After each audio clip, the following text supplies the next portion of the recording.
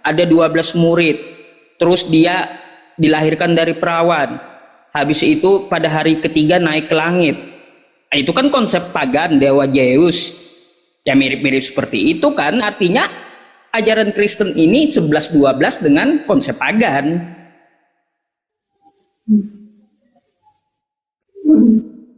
Ada debator Kristen, seorang Romo ya, namanya Romo Sam Aldo.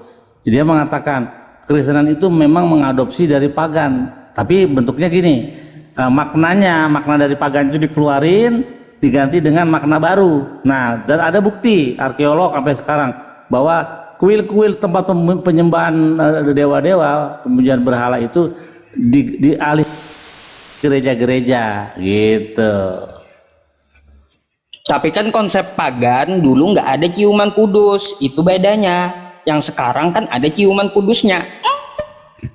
Itu ciuman kudus bukan, saya dikasih tafsirnya, bukan berarti ciuman bibir gitu. Ini gue belain nih Binsar. Jadi ciuman kudus itu artinya kalau soal kayak gitu cepat Bang Indi. Jadi ciuman kudus gitu, maksudnya ciuman dengan kekudusan. Jadi salaman cium cipika-cipiki gitu loh, gitu.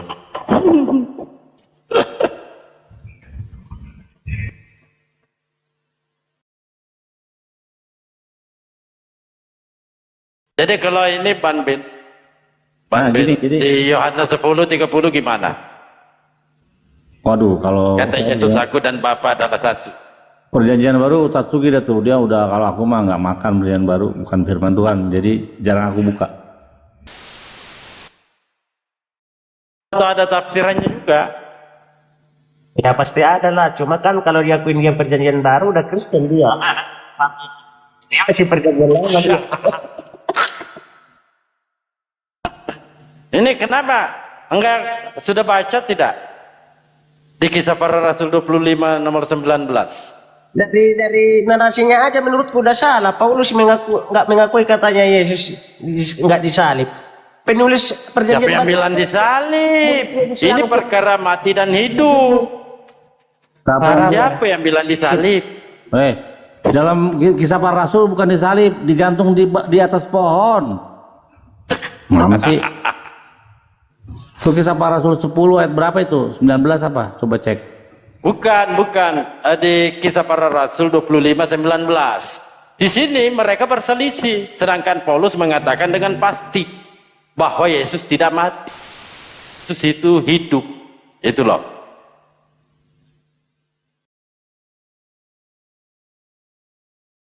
Gimana itu?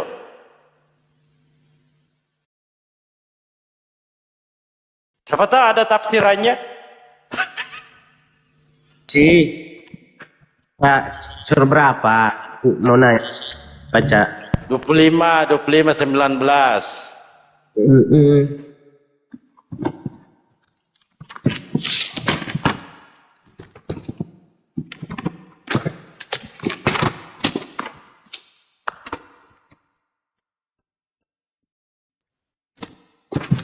Jangan Pak Sugi. Jangan senggol-senggol Roh Kudusnya ngelio. Sama Roh Kudus dia mah. Pencipta Roh Kudus. Nih, judul perikopnya aja, Paulus di hadapan Festus naik banding kepada Kaisar. Itu inang kalian ini. Dulu baca dulu baru dikomplain, Bang. Waduh. Ayat berapa? Kisah Para Rasul 5 ayat.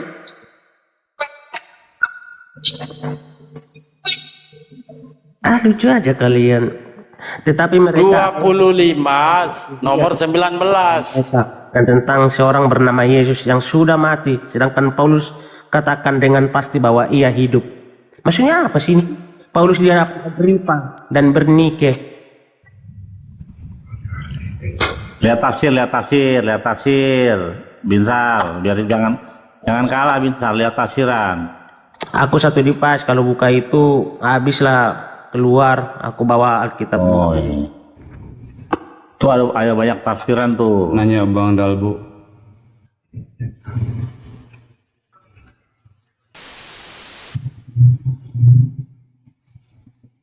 Bang Dalbo, ada yang mau nanya tuh, Bang Dalbo? Selesaikan dulu ini PR-nya. Tadi ciuman kudus gimana prakteknya? Kan sudah ada ini, sudah ada tema. Apakah benar Iya nih Bang Yesus Dalbo, mati? saya tadi tanya prakteknya itu ciuman kudus gimana? Ya tanya coba. Kagak. Coba prakteknya gimana itu ciuman kudus? Yang dimaksud ciuman kudus itu apa? Gimana gitu?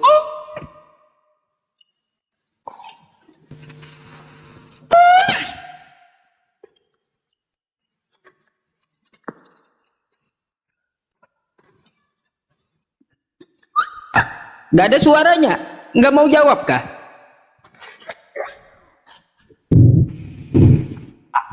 Singgara muncul. Ini Pak kan Yusuf boleh nanya nggak ini? apa sih kalian debatkan itu? Tetapi itu sih baca satu perikop itu kan Paulus di hadapan Agripa. Itu kan waktu mau dia diinin Bang, apa kaitannya bahwa dia katakan Yesus tidak disalib? Yesus yang mana ini, Bro? Waduh, parah memang kalian, Bro. Ngeri. Oh parah. Iyalah, Yesus yang mana maksudnya ini? Kau nanya baca.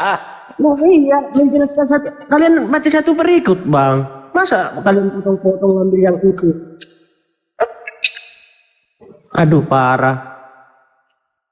Baca aja satu cara baca Alkitab itu ada baca satu Baca. dijelaskan gitu loh. Itu dijelaskan. Udah baca dulu. Artinya jangan kaitkan ke yang lain. Waduh.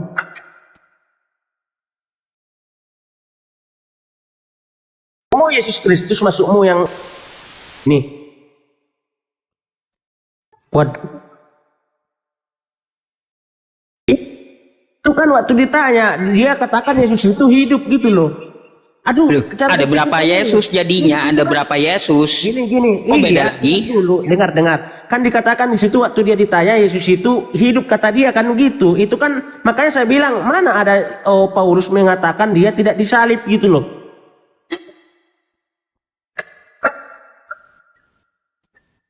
Dan kalian yang bilang dikatakan Yesus di situ hidup. Kan waktu Paulus bilang Yesus itu udah hidup gitu loh. Itu artinya loh di hadapan waktu dia di sini di sidang gitu loh di satu perikop ini. Emang benar kan waktu itu udah hidup gitu. Aduh Mana masalahnya. dikatakan di sini? Ada satu perikop Anda ini. jangan nambah-nambahin. Aduh Di parah sini- Bang Tuli cara berpikir orang ini. Kok parah? Tambahin ayat. Di sini jelas, ya. Tetapi mereka hanya berselisih paham dengan dia tentang soal agama mereka dan tentang seorang bernama Yesus yang sudah mati. Sedangkan Paulus katakan dengan pasti bahwa ia hidup. Iya, Jangan jelas. ditambahin lah. Ini kan juru perikopnya Paulus di hadapan Agripa dan Bernike. Itu kan Paulus membela Yesus gitu loh, bahwa dia katakan ia hidup gitu loh. Sudah banget. Aduh. Parah Pak. Parah kalian. Masa kayak gitu. Gini, Bang Binsar sebentar. Bang Binsar boleh nggak nambahin dikit? Boleh bingung saya Pak. Bapak mana? Iya, benar. Di situ. Ini Yesus tidak kadang-kadang dibahas tentang perumpamaan. Susah kalau begini. Ini panjang tangannya, capek kita. Oh, jadi ini perumpamaan. Bukan. Jangan-jangan seperti Yesus Tuhan itu perumpamaan juga, Pak. Tunggu dulu Bang. Gini, saya mau ginilah kepercayaan Abang. Yesus tidak mati, tidak disalib. Menurut Abang, Yesus itu kemana? Yesus atau Nabi Isa? Iya, Nabi Isa, Yesus. Saya mau ke pemikiran Bapak Yusuf dulu. Tidak. Ya udah, Yesus kalau Nabi tidak Isa baca disalib. ayat selanjutnya 158-nya, Tunggu dulu. jangan baca sepotong. Begini, anggaplah Yesus itu tidak disalib, diganti sama Yudas, tidak mati. Kemana dia? Loh, Ya kan- ayat selanjutnya kan ada itu dia diangkat ke langit. Kemana? Barrafa'ahullahu ilaih. Saya mau tahu itu. Jelas, biar jelas. Ya udah diangkat ke langit. Ke langit keberapa? 1, 2, 3. Jadi bingung kita bang, ke surga bukan? Ke langit. Kata siapa ke surga? Langit dengan surga ya beda lah. Iya ke langit. Iya ke langit. Langit ke berapa? Iya, jadi pemikiran kita jadi maksud abang berarti ke langit, ke langit ya mengawang-awang. Gimana sih kok?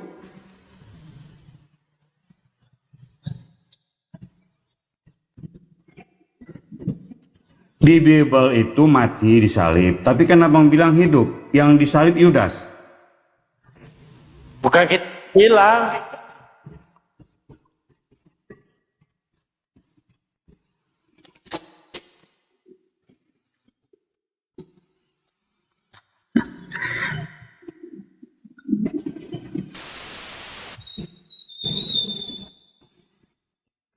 Itu samaim ya. Iya, betul. Saya nggak jelas maksudnya ke langit ini, kalau abang ceritain pun ke langit, orang pasti bertanya. Sampai sekarang abang bukan. Kan ada tadi abang bilang sampai sekarang hidup itu betul. Dia diangkat hidup-hidup berarti dalam kepercayaan iman abang dia diangkat hidup-hidup bukan? Nah, yang jadi permasalahan ini apa? Udah benar itu abang, kalaupun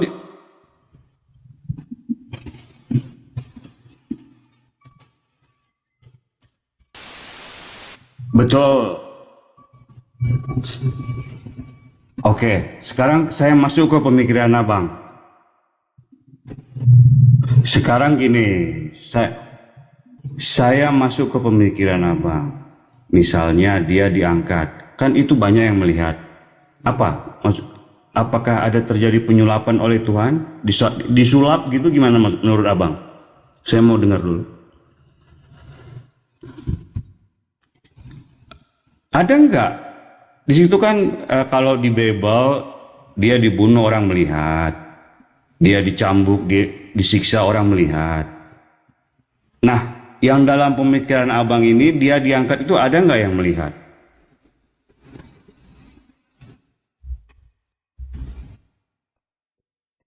Nah, jadi maksud abang itu yang dicambuk, yang dibeset, yang di apa itu bukan Yesus.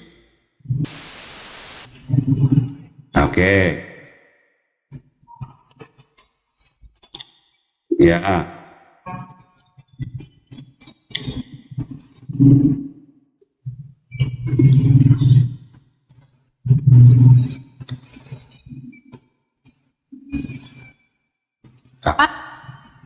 Ada nggak kelihatan?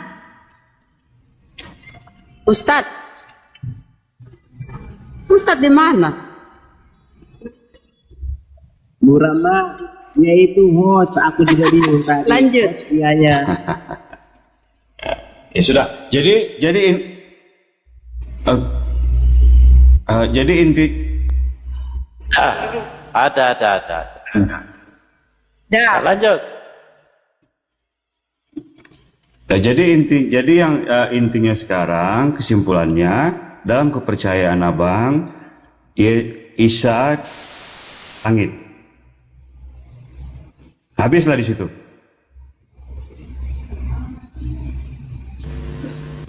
Sudah dijelaskan tadi. Yang angkat kira-kira siapa itu? Ya Allah. Memangnya Yesus itu bisa jadi Power Rangers terbang-terbang? Gini. Bang. Gini bang. Bang. Lucu. Di sini ini ada pernyataan Yesus nih. di Yohanes 8:29.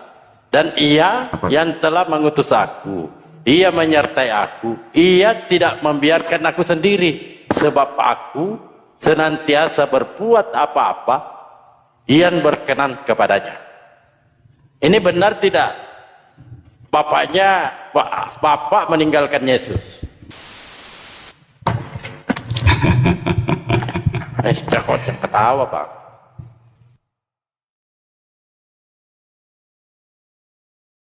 Susah. Semua jadi isi Bible itu perumpamaan semua. Enggak, gini, tadi kan seperti Bang Billy. Ngeri tuh makan darah sama daging. Kok lari ke itu lagi? Saya nanyanya ini di Yohanes 8:29. Juga gini loh, seperti perumpamaan barat gitu kan. Dikira orang langsung gitu kan. Makanya kami ragu-ragu juga, jangan-jangan Tuhan Anda ini perumpamaan juga. Susah memang sama orang ini cara berpikirnya. Apa yang susah, Pak? Sama-sama kayak ini ya. Coba jelaskan. Ustaz. Dengarkan dulu, dengarkan. Coba Tetapi jelaskan. mereka hanya berselisih paham tentang soal agama mereka itu kan.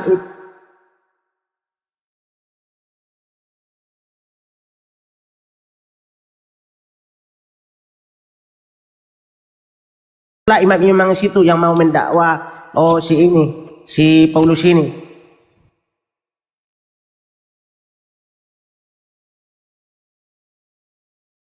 Nah, dan tentang seorang bernama Yesus. Nah, baru yang sudah mati. Itulah yang dibincangan pendakwa si Paulus diceritain kok hidup.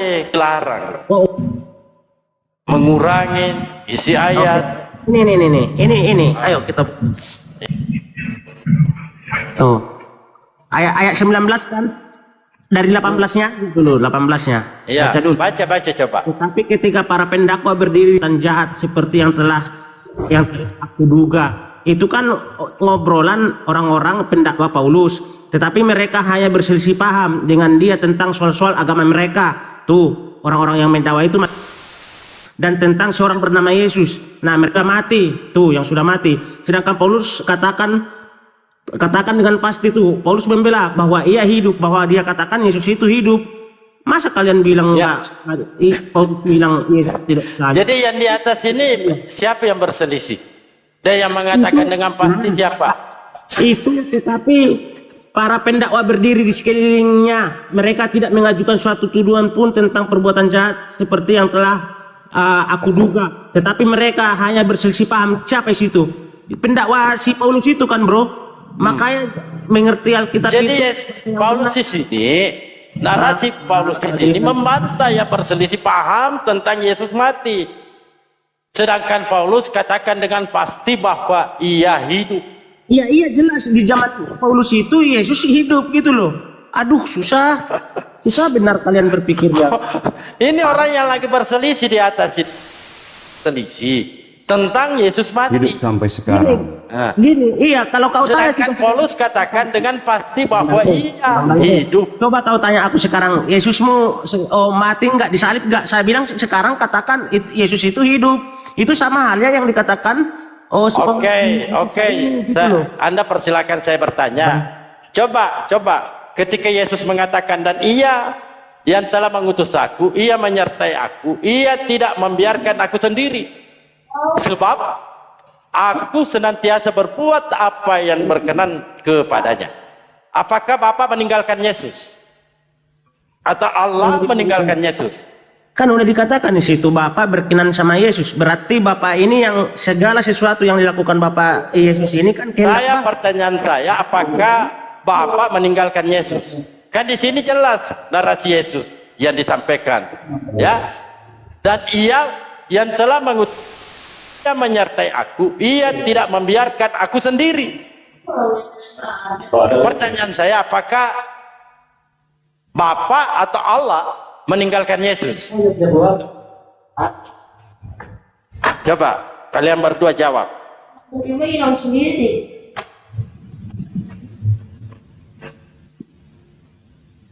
Ayo.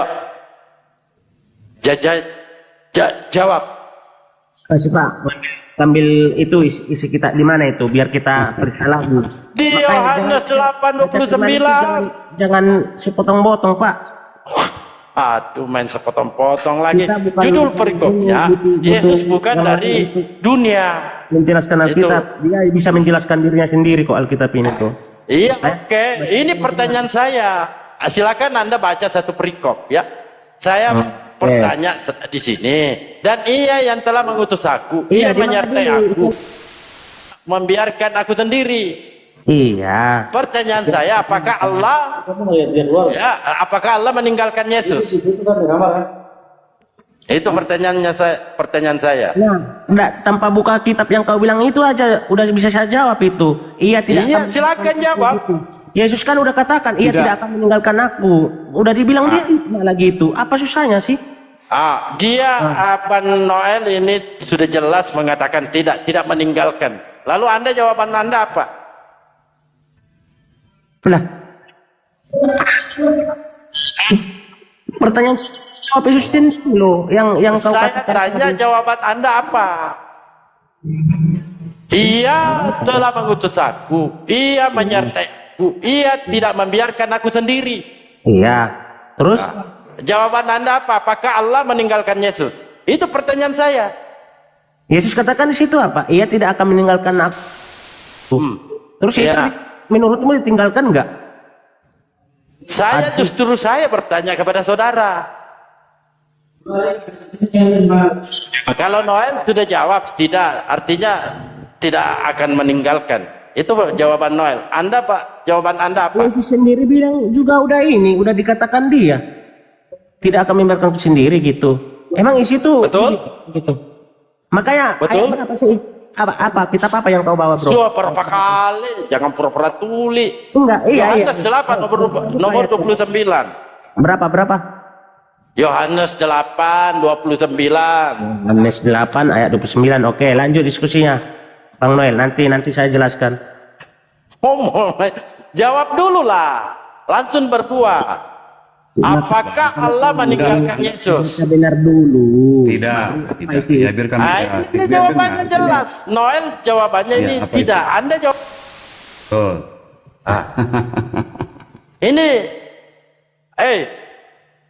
Binsar, jawaban Anda apa? Aku nggak bisa langsung bilang loh, Bro. Harus saya. Oke. Anda Nanti saya bilang, tahu. enggak, Di sini udah tahu maksudmu, Bro. dengarkan. Coba. Dengar. Aku tahu sebelum kau melangkah, aku udah tahu maksudmu apa. Saat Yesus disalib apa dibilang? Allah, aku kenapa kau meninggalkan aku? Pasti perginya ke situ kan. Jadi aku berpikir mungkin Silakan selesaikan. Pak Gi, makanya kalian bacanya itu Ini benar. juga Yesus itu kan manusia. Standby. Bang Juma ada standby, silakan Kurunda. Silakan Jadi, Gurunda. jangan pakai jebakan-jebakan, susah juga. Oke. Jebak. Teman-teman, saya sekaitan dengan data ini yang disajikan oleh Bang Dalbu. Ibrani 9 nomor 24, sebab Yesus bukan masuk ke dalam buatan tangan manusia yang hanya merupakan gambaran saja dari yang sebenarnya, tetapi ke dalam surga sendiri untuk menghadap Bapa guna kepentingan kita. Di sini ada berapa oknum?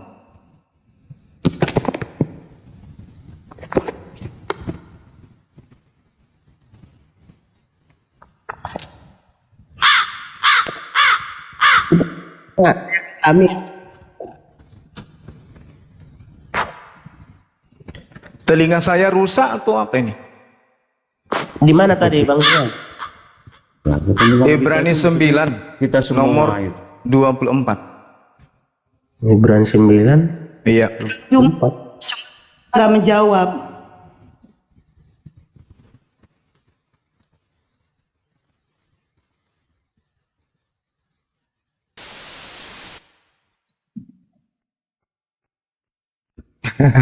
Iya, naik akhir. Sebab Kristus bukan masuk ke dalam tempat kudus buatan tangan manusia yang hanya merupakan gambaran saja dari yang sebenarnya, tetapi ke dalam surga sendiri untuk menghadap Bapa untuk kepentingan kita. Di situ ada berapa oknum situ?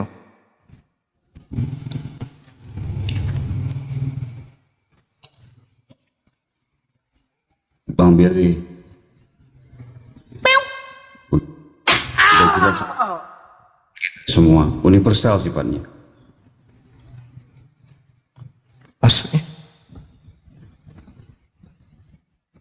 Di sini ada berapa oknum?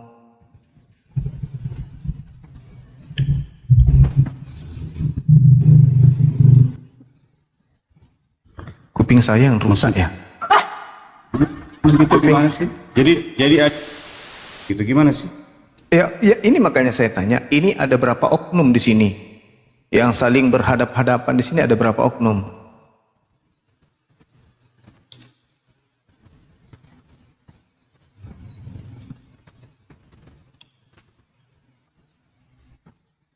Susah juga, Man. Ya. Iya. Ada berapa oknum? Ibrani 9 ayat 24. 24. Sebab Kristus bukan masuk ke dalam tempat kudus buatan tangan manusia yang hanya merupakan gambaran saja dari yang sebenarnya, tetapi ke dalam surga sendiri untuk menghadap hadirat Allah guna kepentingan ini. Ya jelas Allah, yang Allah sang sumber itu sama Yesus. Jadi ada berapa oknum? Dua di situ, Bang. Dua. Tapi boleh gini, bolehkah dikatakan bahwa Allah itu bagi kami yang disebut Bapa itu, Yahweh itu oknum? Iya. Oknum itu kan hakikat pribadi yang berdiri sendiri ya, kan berarti gitu. hakikat ya, pakai Ya. hakikat ya. Oke. Nah sekarang di situ ada berapa hakikat sekarang saling menghadap-hadapan? Kan ada, kalau dibilang berhadapan-hadapan berarti bagi saya bukan seperti itu. Kalau berhadapan-hadapan berarti muka ke muka gitu, Bang. Cuma Iya kan ceritanya di sini Yesus pergi kemudian empanizo dalam bahasa Yunani artinya menghadapkan diri atau berhadapkan diri kepada wajah Bapa. Hadirat di sini dalam bahasa Yunaninya adalah prosopon, artinya wajah Tuhan, wajahnya Sang Bapa. Yesus datang ke surga untuk menghadapkan wajah dirinya, mukanya kepada mukanya Bapa. Di sini ada berapa muka? udah susah ya, Bang Juma, kalau dikatakan Allah kami yang Bapa itu nggak punya muka soalnya. Oh bahaya itu. Itu Di kan situ dikatakan hadirat. iya hadirat itu kan bahasa, Bukan itu kan muka ke muka bahasa gitu. Islam itu hadirat itu bahasa Islam. Bahasa Yunaninya adalah prosopon. Prosopon artinya muka atau wajah. Mohon maaf Bang Juma sama teman-teman, baterai saya satu lagi nih. Screenshot boleh ya. Buat ini, biar kalian percaya. Karena saya mau kabur ya.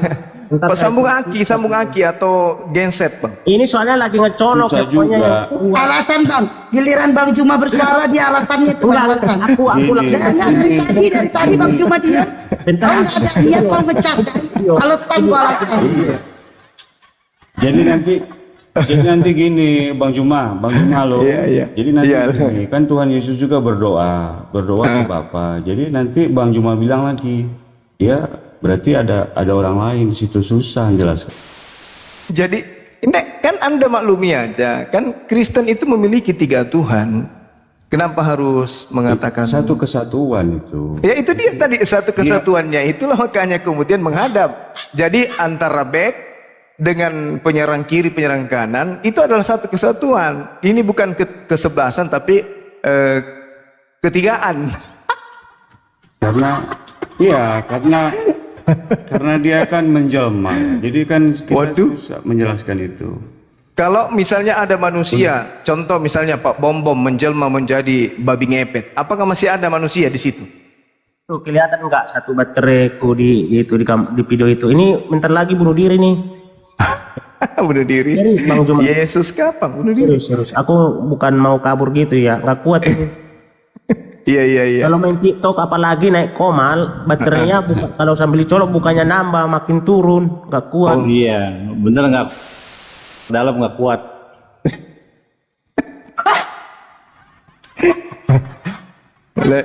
Tuhan Anda kan memang ada tiga. Makanya ketika Anda mengatakan tiga pribadi menjelma, nah saya tanya, misalnya ada orang, Pak Bom Bom lah misalnya, dia kemudian menjelma menjadi seekor babi. Nah, kira-kira menurut saudara masih ada nggak manusia di situ ketika manusia ini menjelma babi? Kok? Loh, gimana sih? Jangan tertawa Pak Bom maksudnya Bom kan lah. dia dari awal apa ya, pengajaran supaya kan gitu. Jadi Iya, jadi susah menjelaskan gitu. Misalnya dia diangkat, kan diangkat oleh siapa? Ya, pertanyaannya gitu lagi nanti. Iya, makanya Yang Abang Imani kan dia diangkat ke langit. Iya, Siapa diangkat yang oleh kan ya kan? Sama seperti Elia, sama seperti Henok, Yang Abang diangkat imani oleh kan gitu. Tuhannya. Kenapa? Yang Abang yakini itu bukan? Bukan Yesus kan? diangkat, Iya, Nabi Isa diangkat ke langit. digantikan. Iya, betul. Yang disalib Yang angkat siapa? adalah Nah, saya balikan lagi ajaran Abang. Siapa yang angkat? penciptanya lah. Ada dua dong. Iya, satu ciptaan, yang satunya pencipta. Kalau Anda kan dua-duanya Tuhan.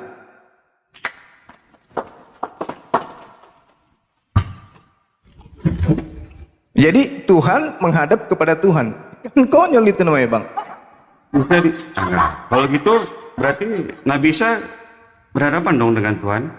Bukan ke langit dong. Apa masalahnya kemudian ketika ada hamba Tuhan menghadap ke Tuhannya? Kan tidak ada masalah. Oh, berarti dia di situ kan, bukan ke langit. Iya, yang bermasalah kalau Tuhan bertemu Tuhan. Satu mau membunuh Pak Bom Bom, Tuhan yang satu masih mau kasih kesempatan bertobat. Mana yang terjadi nanti? Terpaksa Tuhan dengan Tuhan main panco.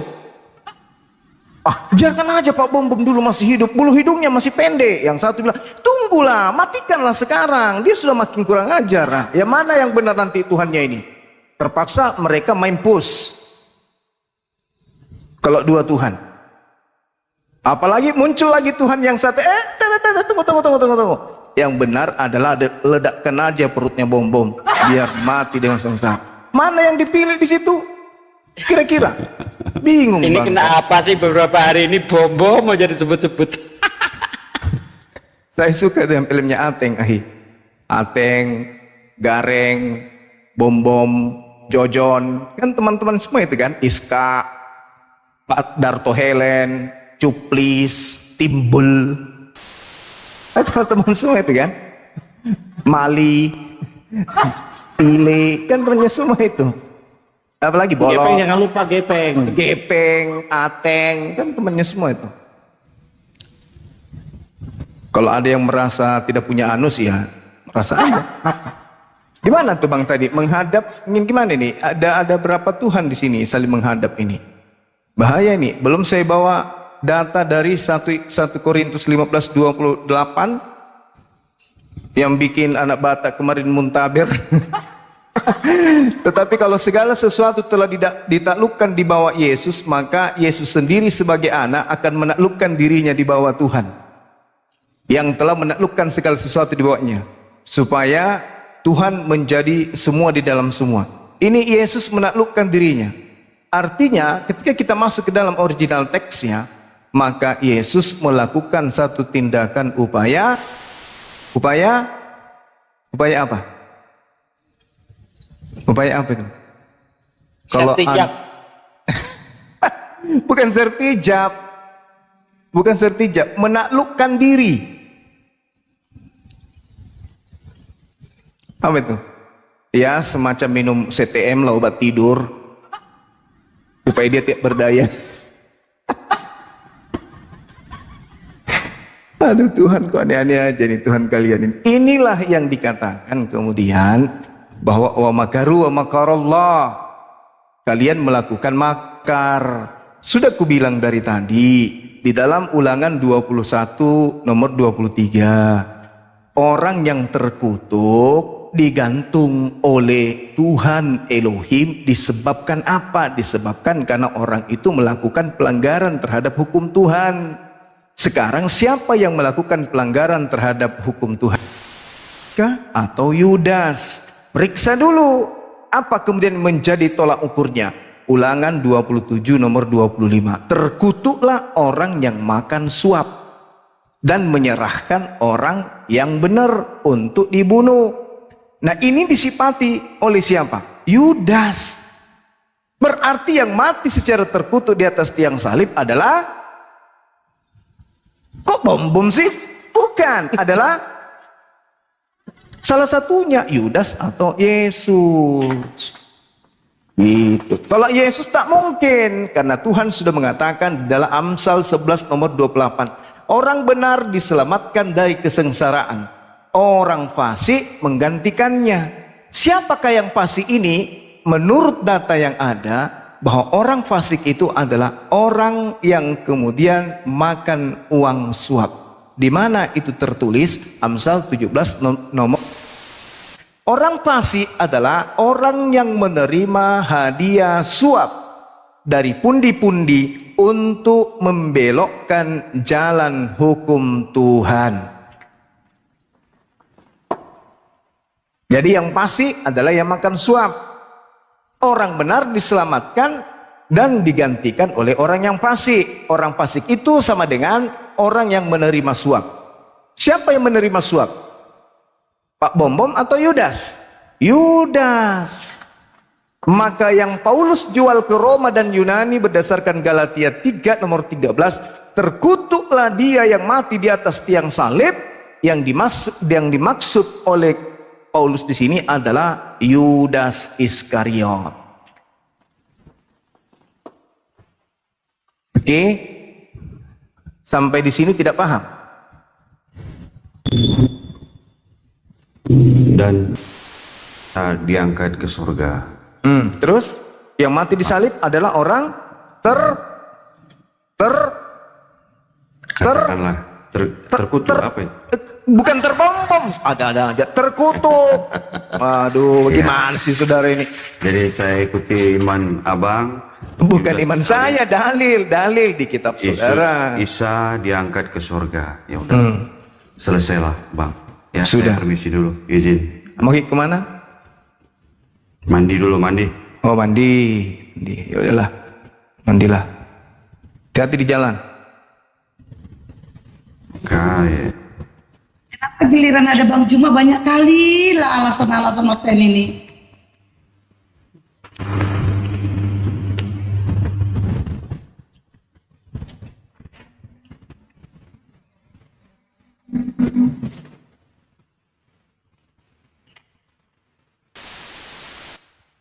Masih ada?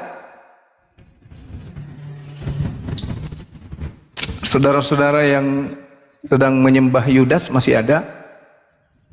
Izin Bang Juma. Iya. Selamat malam Sadami. Sadami. Sadami.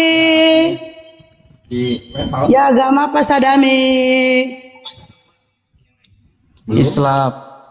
Siapa yang mau disampaikan Bang? Kita nunggu hotel Bang. Top komentar. Selamat malam, agama apa? Kristen. Oke, silakan. Ada Bang Juma. Iya, gimana saudara? Oke, salam semuanya. Iya, Salman. Temanya malam ini Yudas atau Yesus yang disalib. Oke, saya akan diskusi. Iya. Tapi sebelumnya saya menyimak tentang Anda bilang tadi Tuhan Kristen ada 3. Saya akan berdiskusi tentang itu dulu. Iya. Saya akan menjelaskan tentang Tuhan Kristen. Tapi ketika saya menjelaskan, tolong jangan potong pembicaraan saya. Paling berapa menit, nggak sampai 2 menit. Oke, baik. Oke. Terima kasih. Iya. Terima kasih. Yesus adalah firman Allah dan roh Allah yang menjadi manusia. Di dalam Yohanes 1 ayat 1, di situ dikatakan, pada mulanya adalah firman. Firman itu bersama-sama dengan Allah dan firman itu adalah Allah. Sekarang saya akan menjelaskan tentang firman itu adalah Allah. Firman itu perkataan Allah. Misalnya ada seorang raja, dia surat perintah dan diberikan kepada ajudannya tuh. Sang ajudan membaca surat perintah itu dan melihat ada perkataan sang raja yang ditulis di surat itu. Itu berarti barang siapa yang menentang perkataan sang raja berarti menentang sang raja. Dan barang siapa yang mematuhi perkataan sang raja berarti mematuhi sang raja. Karena perkataan sang raja berarti sang raja. Begitu juga firman Allah berarti Allah. Sekarang saya akan memberikan contoh yang lain. Segala sesuatu telah diciptakan, hanya Allah yang tidak diciptakan. Sekarang, apakah firman Allah dan roh Allah itu diciptakan? Firman Allah dan roh Allah itu tidak diciptakan. Karena kalau firman Allah diciptakan, itu berarti ada saat di mana Allah tidak memiliki firman, lalu Allah menciptakan firman. Dan roh Allah itu tidak diciptakan. Karena kalau roh Allah diciptakan, itu Allah tidak memiliki roh, lalu Allah menciptakan roh. Jadi firman Allah dan roh Allah itu tidak diciptakan. Premis pertama, hanya Allah yang tidak diciptakan. Tetapi premis kedua, firman Allah dan roh Allah juga tidak diciptakan. Itu berarti firman Allah dan roh Allah yang ada di dalam Allah bersama-sama dengan Allah. Itu pengertian Tritunggal. Saudara Juma, silakan. Oke. Tolong bantu saya memahami konsep yang Anda katakan barusan sebelum kita lanjut. Saya mau menganalogikan ya terkait dengan firman, suara, dan seterusnya. Karena kalau kita berbicara mengenai tiga agama ini, Tuhan itu punya suara, Tuhan itu punya firman, Tuhan itu punya kehendak, Tuhan itu kemudian punya suruhan. Saya analogikan motor, knalpot, asap, motor, knalpot, suara knalpot, asap, kemudian karbon dioksida yang dihasilkan asap. Tolong Anda ingin memposisikan Yesus di mana di sini? Motor, knalpot, suara, asap, karbon dioksida. Saya menganalogikan bahwa sumbernya adalah motor. Ini adalah sang sumber. Yesus di mana di situ? Apakah dia sebagai knalpot? Apakah dia sebagai suara? Atau dia adalah asap? Atau justru dia adalah karbon dioksida? Yesus di mana di situ, Bung? Menurut saya itu perumpamaannya tidak tepat tuh, Bang Juma. Alasannya?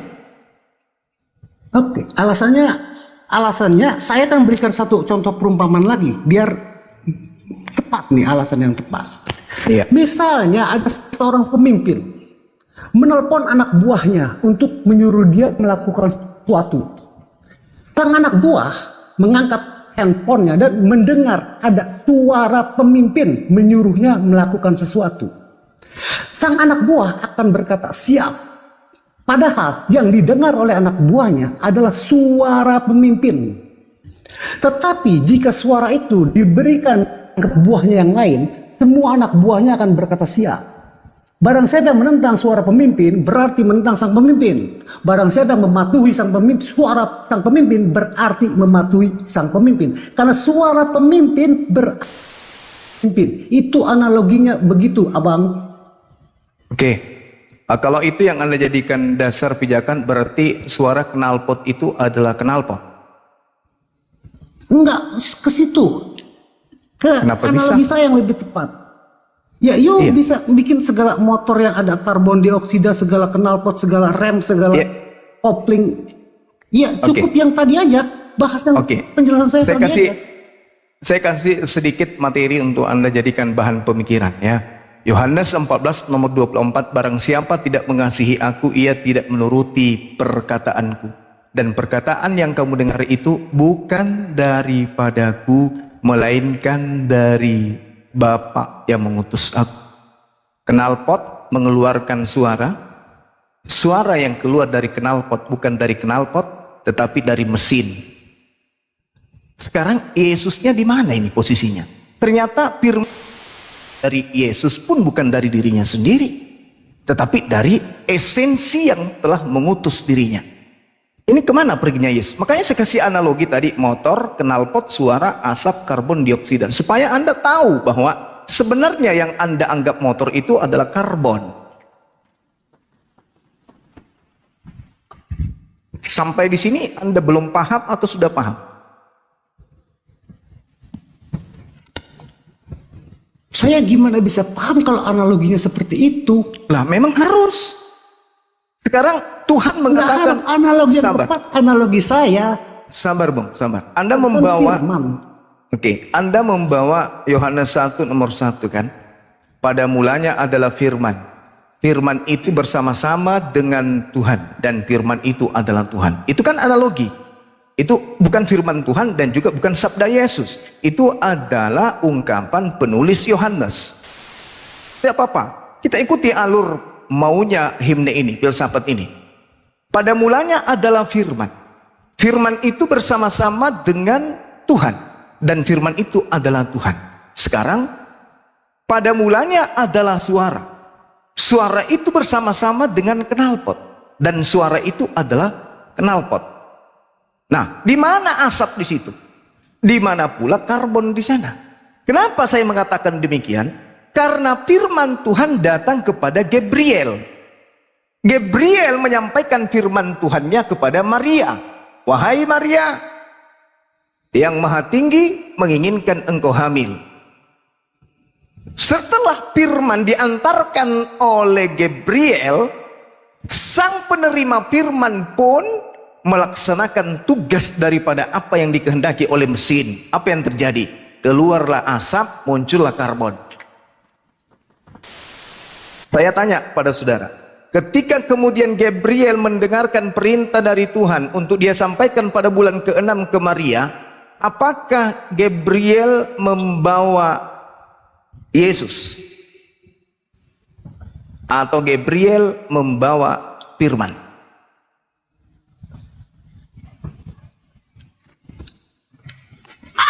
Firman. Yesusnya di mana?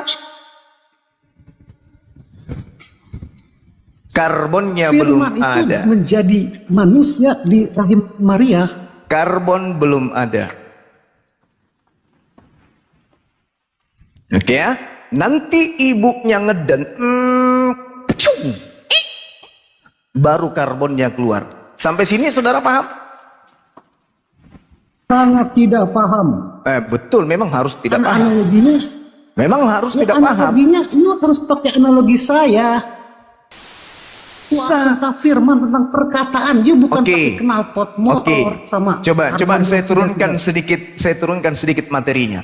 Yohanes 8:42. Saya ingin tahu kepada saudara, pencipta langit dan bumi yang menciptakan alam semesta ini, pada dirinya ada berapa kehendak?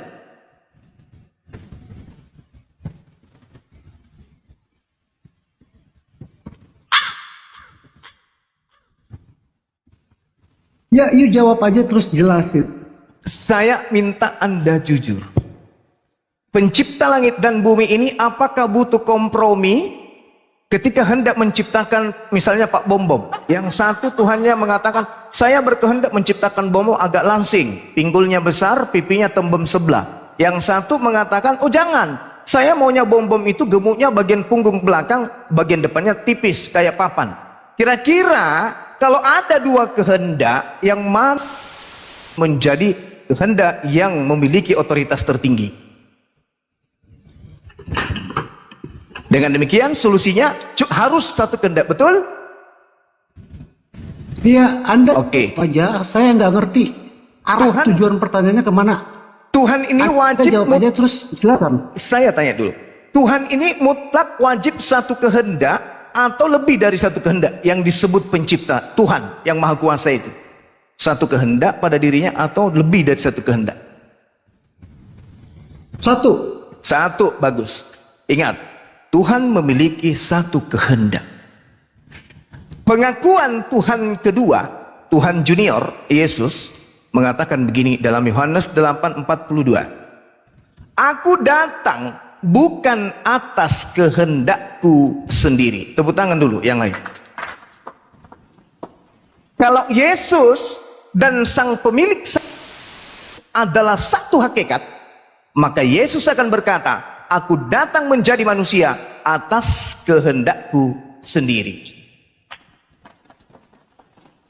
Faktanya, aku datang ke dunia ini bukan atas kehendakku sendiri. Berarti Yesus tidak satu hakikat dengan pencipta. Dia adalah karbon dioksida. Tepuk tangan teman-teman. Paham sampai di sini atau masih belum? Mau saya turunkan levelnya supaya Anda paham? Yesus berkata seperti itu sebagai manusia. Oke. Sekarang saya akan sekarang giliran saya, oke, abang dulu bicara, ntar giliran saya, tolong jangan dipotong pembicaraan saya. Tunggu. Saya ingin menyambar perkataan saudara. Yesus mengatakan itu karena sebagai manusia. Sekarang, percayakah saudara bahwa pencipta langit dan bumi ini bukan manusia?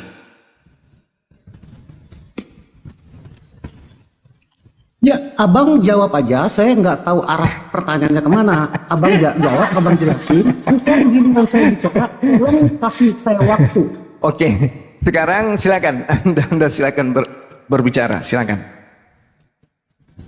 Oke, terima kasih Bang Juma. Iya.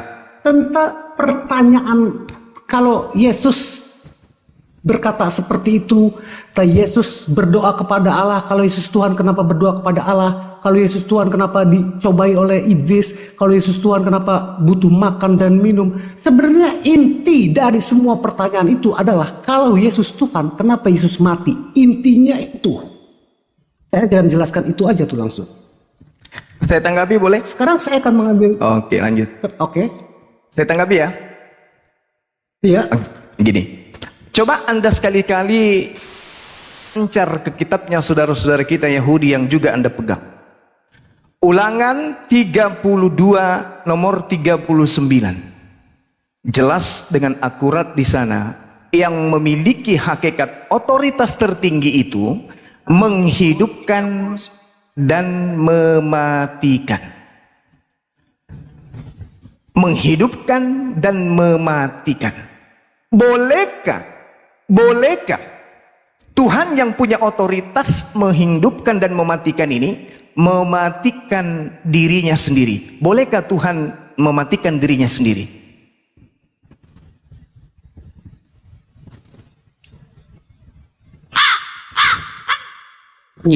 Saya? Iya. Abang jawab aja.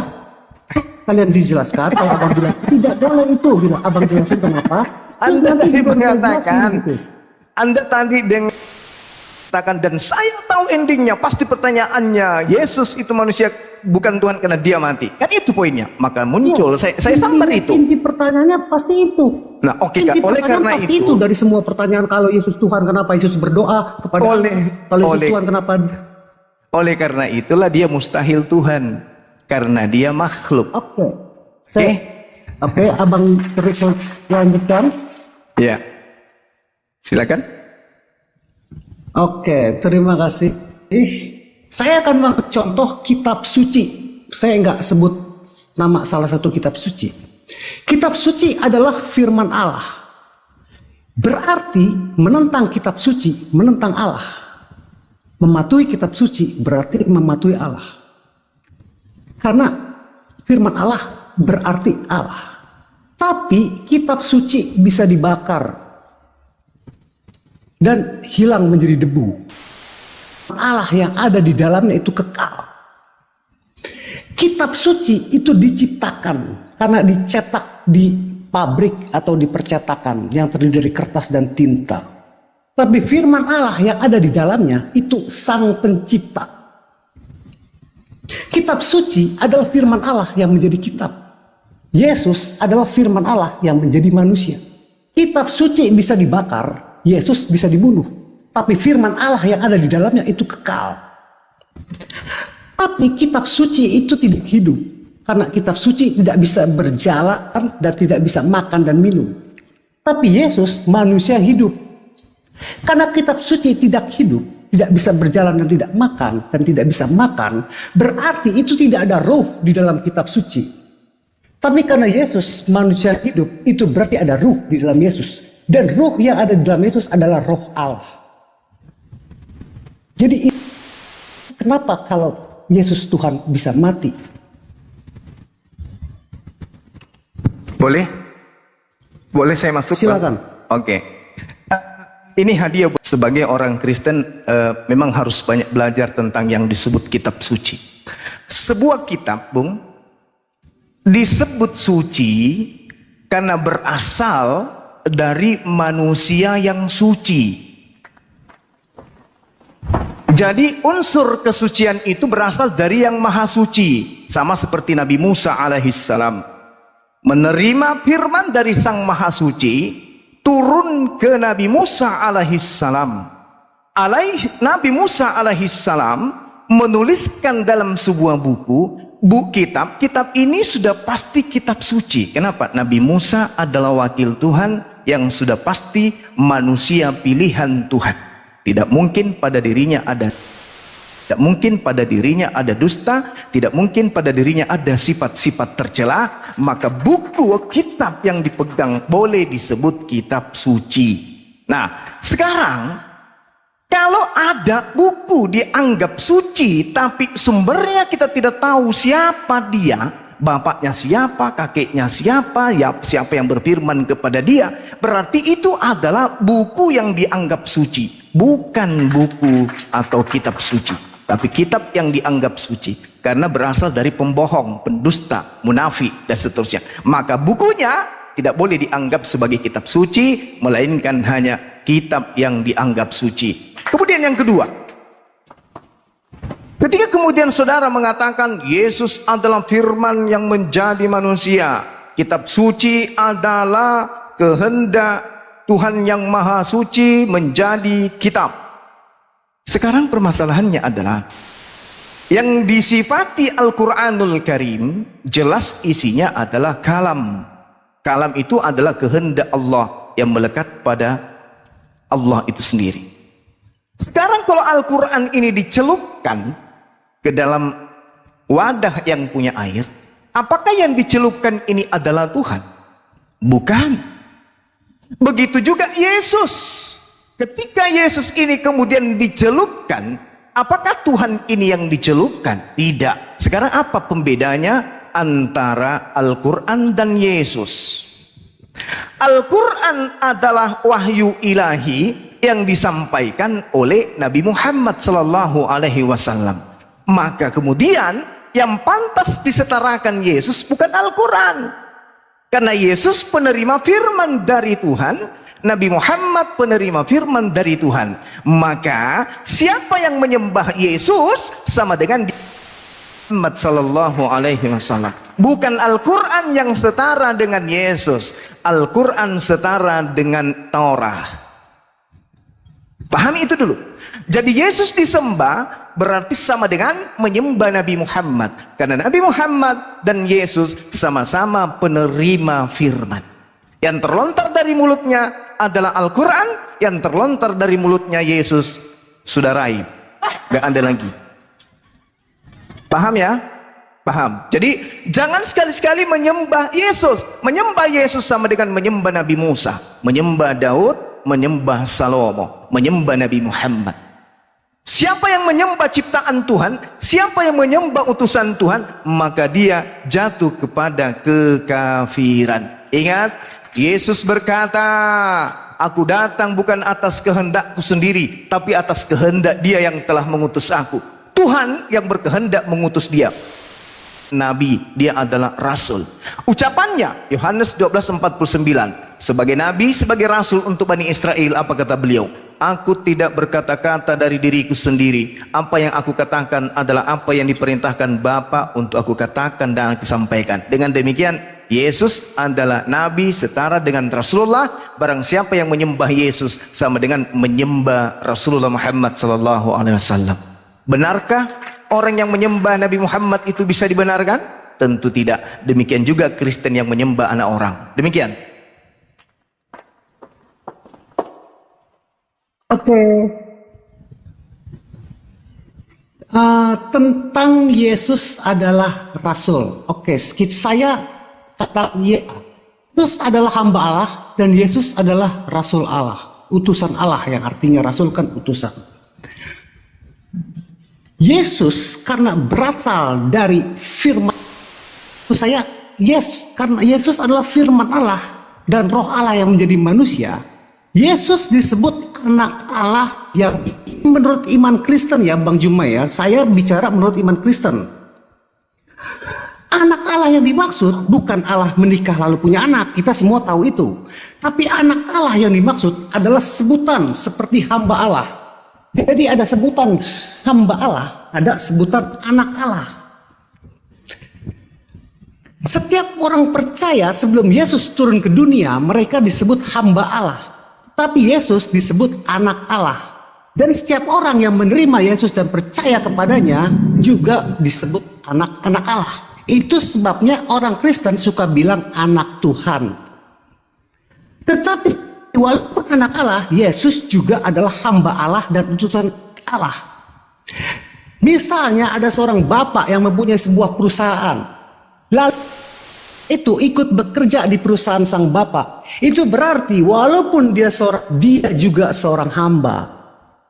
Dan jika ada seorang bapak yang mengutus anaknya ke suatu daerah, itu berarti walaupun dia seorang anak, dia juga seorang utusan.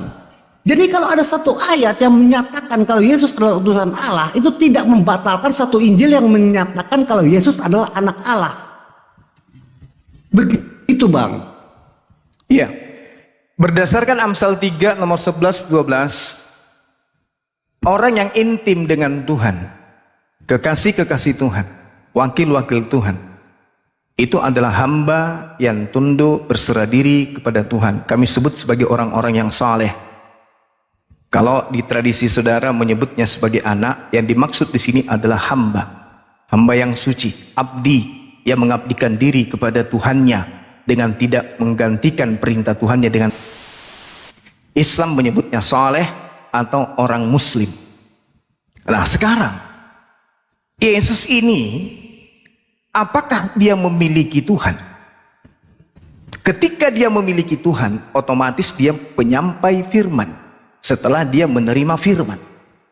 Kalau dia memiliki Tuhan, punya sembahan, punya abdi, kemudian punya tempat bertumpu dan mengharapkan sesuatu yang dia inginkan, maka jelas kedudukan Yesus di sini bukan firman, tetapi manusia pilihan yang ditugaskan untuk menerima firman dan menyampaikan firman. Berarti tugasnya sama seperti Nabi Musa, sama seperti Nabi Muhammad SAW. Mari kita lihat pembuktian dari kalimat yang saya sampaikan. Catat Yohanes 8:47. Barang siapa berasal, ia mendengar firman Tuhan. Itulah sebabnya kamu tidak mendengarkan, karena kamu tidak berasal dari Tuhan. Yohanes 8 nomor 26. Banyak yang harus kukatakan dan kuhakimi tentang kamu, akan tetapi Tuhan yang mengutus aku adalah benar, dan apa yang kudengar daripadanya itulah yang kukatakan kepada dunia. Yohanes 8:40. Tetapi yang kamu kerjakan adalah berusaha membunuh aku. Aku manusia yang mengatakan kebenaran kepadamu, yaitu kebenaran yang kudengar dari Tuhan. Pekerjaan yang demikian tidak dikerjakan oleh Abraham. Yohanes 14:24. Barang siapa tidak mengasihi aku, ia tidak menuruti firmanku, dan firman yang kamu dengar itu bukan daripadaku, melainkan dari Tuhan yang telah mengutus aku. Yohanes 17:14. Aku telah memberikan firmanmu kepada mereka, kunci mereka, karena mereka bukan dari dunia, sama seperti aku bukan dari dunia. Yohanes 17:8. Sebab segala firman yang engkau sampaikan kepada aku telah kusampaikan kepada mereka, dan mereka telah menerimanya. Mereka tahu benar-benar bahwa aku datang daripadamu, dan mereka percaya bahwa engkaulah yang telah mengutus aku. Aku tidak berkata-kata dari diriku sendiri. Dengan demikian Yesus bukan firman. Yesus adalah nabi yang menerima firman untuk disampaikan kepada umatnya, yaitu domba-domba sesat dari Bani Israel. Tinggalkan pengajaran yang mengatakan Yesus adalah firman. Nonsense, bullshit. Yesus adalah manusia yang menerima firman untuk disampaikan kepada kaumnya. Demikian. Oke, saya jawab Bang Juma. Oke. Silakan Bang Pendi. Oke, jadi dasar yang menjadi Yesus adalah firman itu udah jelas di Yohanes 1 ayat 1. Pada mulanya adalah firman, firman itu di dalam Allah bersama Allah. Firman itu menciptakan langit dan bumi, firman itu menjadi manusia yaitu Yesus. Jadi udah jelas. Tidak ada manusia di dalam Allah, tidak ada nabi menciptakan langit dan bumi, Bang. Tidak ada. Dan di Yohanes 8 ayat 42 dikatakan, aku datang dari Allah, aku keluar dari Allah. Artinya memang benar-benar dari Allah dia, Bang. Bukan diciptakan. Bahkan dikatakan dalam Yohanes 1 ayat 3, firman itu yang menciptakan langit dan bumi. Allah memang berfirman, jadilah bumi. Tetapi ketika Allah berfirman, ada sesuatu yaitu firman itu keluar dari dalam kerjakan. Jadi jelas di situ bumi itu dikerjakan, Bang, bukan cuma omong doang. Jadi bumi. Kira-kira kalau Allah katakan jadi bumi, bentuknya kayak mana lah, itu nggak jelas kan? Tapi bumi itu dikerjakan, Bang, bukan diomongkan aja. Yaitu itu tadi firman itu yang mengerjakan bumi itu seperti kehendak Allah. Yesus dikatakan firman karena di dalam Yesus ada hikmat. Di dalam Amsal dikatakan firman itu adalah kekuatan Allah dan hikmat Allah, bukan hanya perkataan, Bang. Oke. Kita lihat lagi dalam, sebentar Bang, kita lihat dalam Markus 5 ayat 30 ya. Ketika Yesus berjalan kaki di antara orang ramai, ada seorang wanita sakit pendarahan memegang jubah Yesus. Ketika wanita pendarahan itu memegang jubah Yesus, seketika itu juga perempuan itu langsung sembuh. Yesus berkata apa coba?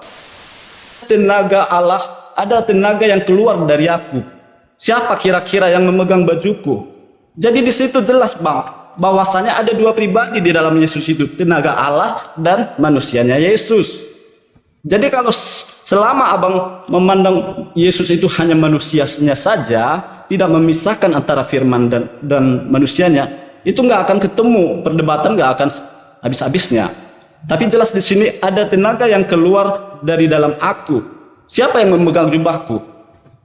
Jadi ketika jubah Yesus dipegang perempuan yang sakit ini langsung sembuh, dan Yesus tidak tahu siapa yang memegang. Artinya di sini, Bang, ada dua pribadi yang jelas-jelas jauh berbeda. Bahkan manusianya Yesus pun kadang tidak mengerti dengan cara kerja Allah yang di dalam dia. Jadi makanya di dalam perkataan Yesus itu, terkadang dia bicara secara manusia, terkadang dia bicara secara yaitu dari firman itu, Bang. Gitu, Bang. Oke. Gini, saya sangat maklum ya kalau teman-teman Kristen ini selalu mencari jalan kemudian untuk mendudukkan anak Maria ini sebagai Tuhan, tapi itu adalah upaya sia-sia, Bung. Ketika saudara berbicara mengenai Tuhan ketika hendak mencipta, jangan pakai Al-Quran, pakai kitab yang ada di tangan saudara. Yesaya 55 nomor 1. Di situ ada kata pi atau p. Apa itu? Diartikan dengan makna mulut. Esensi yang melekat pada pencipta sebagai sumber keluarnya kehendak yang ada pada dirinya.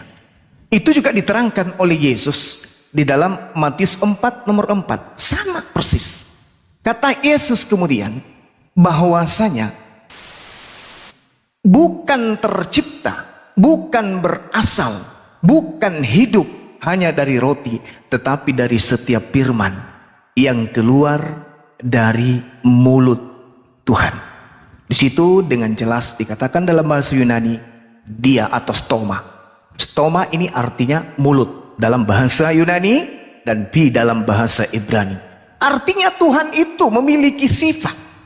Sifat inilah yang melekat pada diri Tuhan untuk kemudian ketika dia hendak menciptakan, maka dia cukup mengeluarkan kehendak itu